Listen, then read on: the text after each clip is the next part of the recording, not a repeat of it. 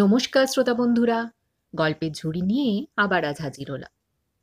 আমরা শুনছি ধারাবাহিক গল্প শেষ বেঞ্চের দিনগুলি। আজকে আমরা গল্পটি দ্বিতীয় পর্বটি শুনব। গত পর্বের শেষে আমরা শুনলাম দুই বন্ধু অর্ণব এবং রণ 10 বছর পর আবার সামনাসামনি। বর্তমানে তারা চাকুরিজীবী। 10 বছর আগে যে ঘটনাটি ঘটেছিল তার রেশ কি এখনো তাদের মধ্যে আছে? কি ঘটতে চলেছে তারপর?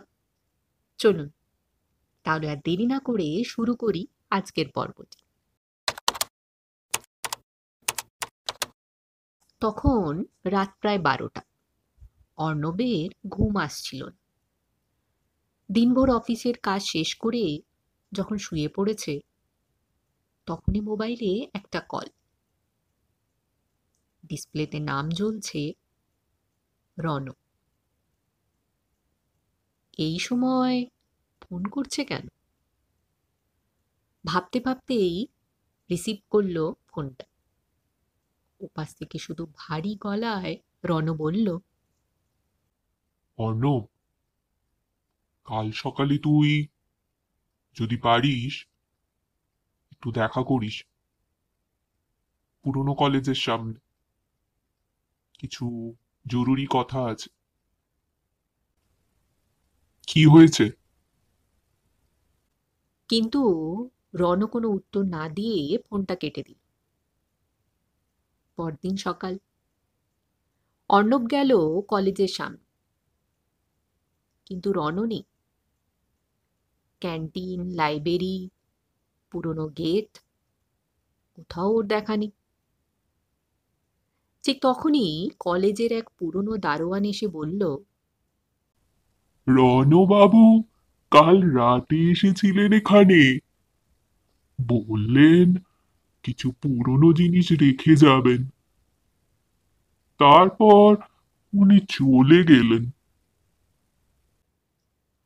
অর্ণবের বুকের ভেতর কেমন কাঁপুনি ধরল। দারোয়ান একটা ছোট কাগজ এগিয়ে দিল। রণর হাতের লেখা।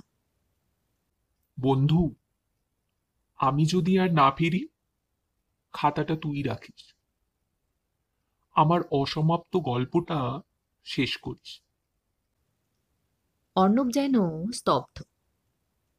মাথায় ঘুরছে হাজার প্রশ্ন। কোথায় গেল রণ?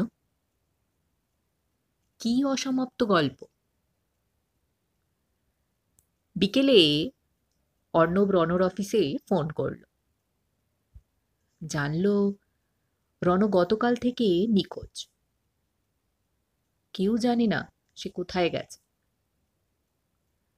পুলিশ রিপোর্ট, খোঁজখবর সবই করা হলো, তবুও কোনো সন্ধান নেই। শুধু অর্ণবের কাছে রয়ে গেল সেই নীল খাতাটা। অর্ণব ও রণ, সেমিস্টার নোট। দুদিন পর রাতে অর্ণব খাতা খুলে দেখল শেষ পৃষ্ঠায় একটা নতুন লেখা, রণর হাতের লেখা।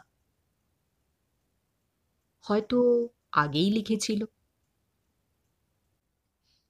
বন্ধু, যদি কোনোদিন আমি হারিয়ে যাই তাহলে বিশ্বাস রাখিস, আমি কোথাও না কোথাও শেষ বেঞ্চেই বসে আছি, তোকে দেখে হাসছি। অর্ণবের চোখ ভিজে উঠল। রাতের নিস্তব্ধতায় মনে হলো যেন কলেজের করিডোরে কেউ হেসে উঠল। যেন রণ বলছে, তুই তো কথা দিয়েছিলি গল্পটা শেষ করবি। পরদিন অর্ণব খাতা নিয়ে কলেজে গেল। লাইব্রেরির সেই পুরনো তাক থেকে খাতা তুলে সে প্রথম পাতা খুলল, কলম ধরল আর লিখতে শুরু করল।